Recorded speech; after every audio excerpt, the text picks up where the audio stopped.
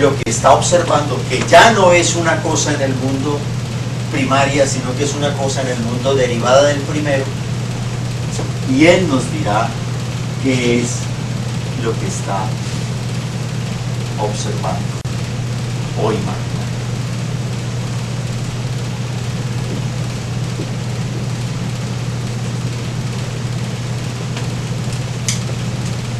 La discusión entre Austin y Strawson a propósito de los hechos en el mundo queda entonces ilustrada de esta manera. Austin dice, este es un hecho. Strawson dice, no, este es el hecho. Austin dice, hay un hecho en el mundo a propósito del cual pueden hacerse muchos enunciados. Strawson dice, estos son los hechos. Estos no son los hechos. Los hechos están en este lugar. Bien. Obviamente, esa ilustración a propósito del gato sobre la alfombra está conectada también con el acto de conocer. ¿Por qué conocemos? ¿Cuál es la necesidad de conocer? ¿Para qué representamos? Y habría que decir entonces que allí interviene el ámbito de las decisiones, que es un ámbito estrictamente humano. Ámbito de las decisiones que está intrínsecamente relacionado con los fines, porque a las cosas en el mundo, a estas cosas en el mundo, no les pertenecen fines particulares. Los fines se derivan primordialmente del carácter de las decisiones. Los fines corresponden a las decisiones, más bien, asignados por quienes deciden o por el decididor que busca su dominio. ¿Para qué conocer? Si no es para decidir y realizar los fines. Por supuesto, no hay ninguna reductibilidad lógica entre las decisiones y las cosas en el mundo. Las cosas en el mundo no tienen per se un fin, una finalidad intrínseca, propia, absoluta, total y completa. La lógica es un constructo y en las decisiones, todos sabemos, impera fundamentalmente el deseo. La cosa en el mundo es, el gato sobre el tapete es, y nada más. No tiene en sí mismo un fin, no inspira una decisión a menos que haya un decididor de por medio. Lo máximo que aspiramos, o lo máximo a lo que aspira el decididor, es a su dominio y destinación para un fin, según los designios, por supuesto, del deseo. Dijimos entonces que sobre las cosas en el mundo es posible formular una cantidad inconmensurable de enunciados.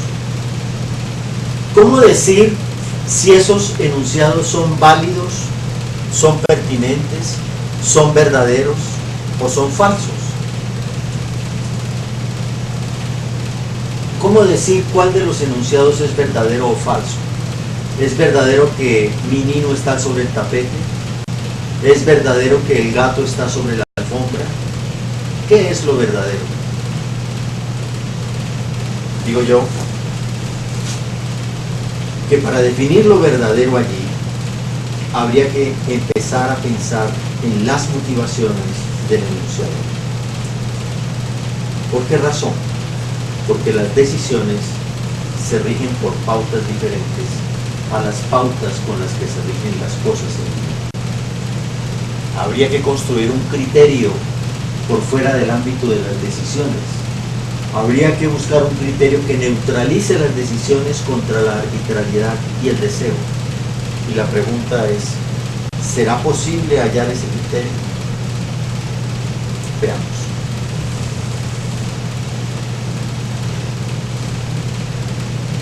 Los dos enunciadores se encuentran.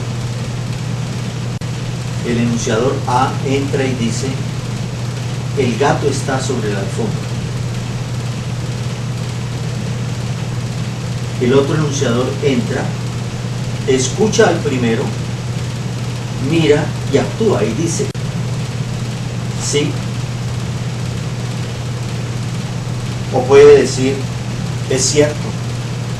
O puede decir, es verdad. O puede callar. O puede decir, no, está equivocado. O puede decir, falso, el gato no está sobre la alfombra. O puede decir, no, es falso. El primero dice, hay un gato sobre la alfombra, y el otro se refiere a ese enunciado de múltiples maneras. No hay una sola manera de referirse a él. Suponiendo que efectivamente sobre el tapete haya un gato, lo cual de nuevo es otro enunciado, ¿cómo decidir cuál de los enunciados es el adecuado? ¿Por qué es el adecuado? ¿Es verdadero o no es verdadero? Si el segundo enunciador dice sí, es cierto, es verdad, el gato está sobre la alfombra, uno podría decir que está corroborando el enunciado del primero. Y entonces diría, ajá, lo que dijo el primero es verdadero. Pero si el segundo enunciador dice no, es falso, no hay un gato sobre la alfombra, ¿qué significa eso?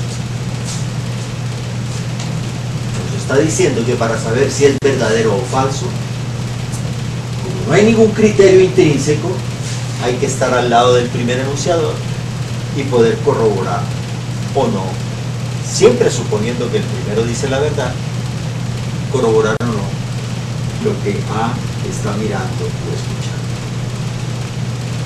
Si el segundo enuncia el mismo enunciado del primero, suponiendo que no miente, entonces es un enunciado verdadero. Está diciendo verdad. No hay ningún criterio en el primer enunciado, no hay ningún criterio que permita juzgar sobre el valor de verdad.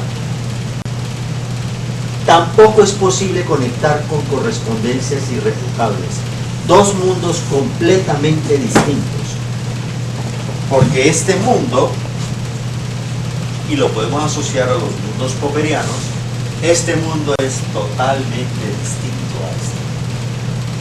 Son dos mundos irreductibles. No hay manera de reducir el uno al otro. Lo único que uno puede hacer es construir una correspondencia, y lleva comillas, que nos permita llegar a un acuerdo sobre el enunciado. ¿Quiere eso decir que requiero otro operador? Otro operador, siendo este un primer operador. Necesito otro operador que esté en las mismas condiciones del primero para corroborar o desvirtuar la validez de los enunciados. En este caso, los dos operadores son operadores análogos. Se supone que ambos generan transformaciones idénticas en sí mismos. Es decir, que estas dos entidades operan similarmente. Si operan similarmente, pueden juzgar acerca de la validez o no validez de los enunciados. ¿Quiere eso decir que estamos ante un criterio testimonial de verdad, con el cual se comparan cosas iguales con iguales, semejantes con semejantes? ¿Y qué es lo que se compara? Pregunto. ¿Qué es lo que se compara?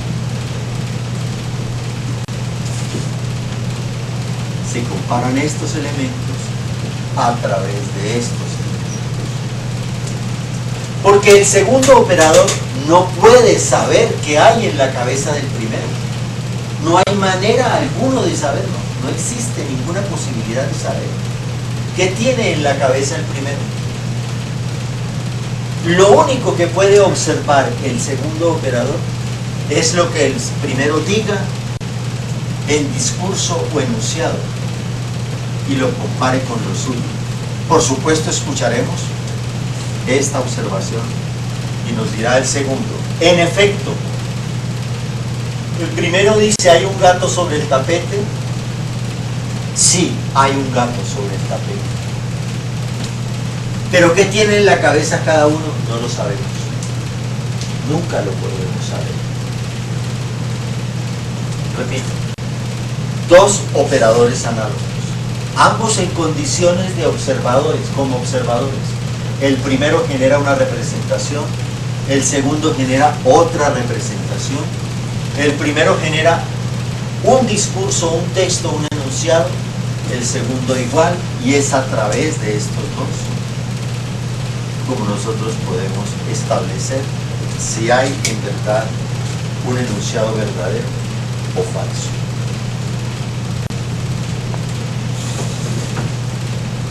Ninguno niega la posibilidad de que sea accesible el conocimiento. Ambos, es más, ambos acceden al conocimiento. Ambos reconocen la ontología del mundo en el cual está el objeto. Ninguno lo niega. Ambos sostienen que en efecto ese objeto existe por fuera e independientemente de ellos.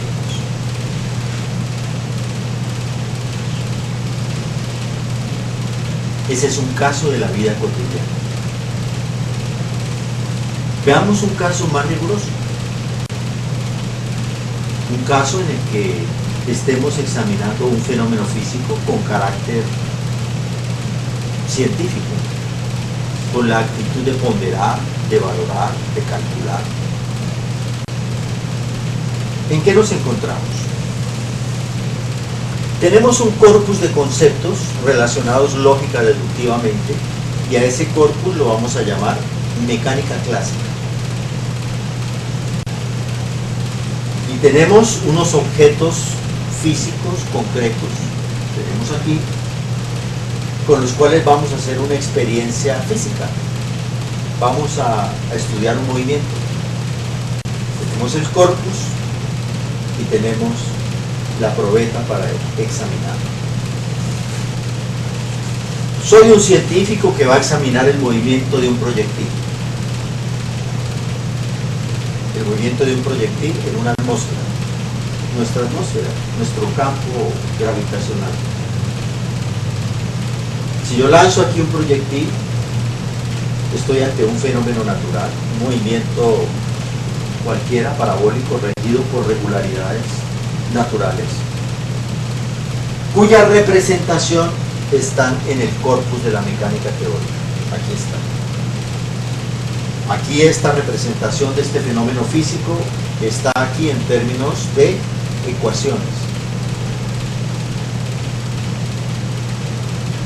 Hay un conjunto de procedimientos que me dicen la mecánica clásica que debo seguir para describir este fenómeno natural. Y yo hago todo lo que hay que hacer. Sin embargo, esta mecánica pertenece a un mundo. Está en lenguaje. Este fenómeno pertenece a otro mundo. No está en lenguaje. Simplemente está como cualquier objeto en el mundo. Digo, yo pertenezco a ambos mundos. ¿Por qué pertenezco a ambos mundos? Porque sensorialmente yo puedo examinar esto. Es más, me puedo involucrar, puedo palpar el proyectil, lo puedo observar, puedo incluso expulsarlo y lanzarlo de un sitio hacia otro. Pero igualmente estoy en este otro mundo. Este lenguaje, el lenguaje de la mecánica clásica, es un lenguaje que yo comprendo, es un lenguaje que manejo, es un lenguaje que manejo como mi lenguaje natural, solo que es un lenguaje especializado. Entonces, tengo el fenómeno, lo represento y lo coloco en el lenguaje de la mecánica clásica.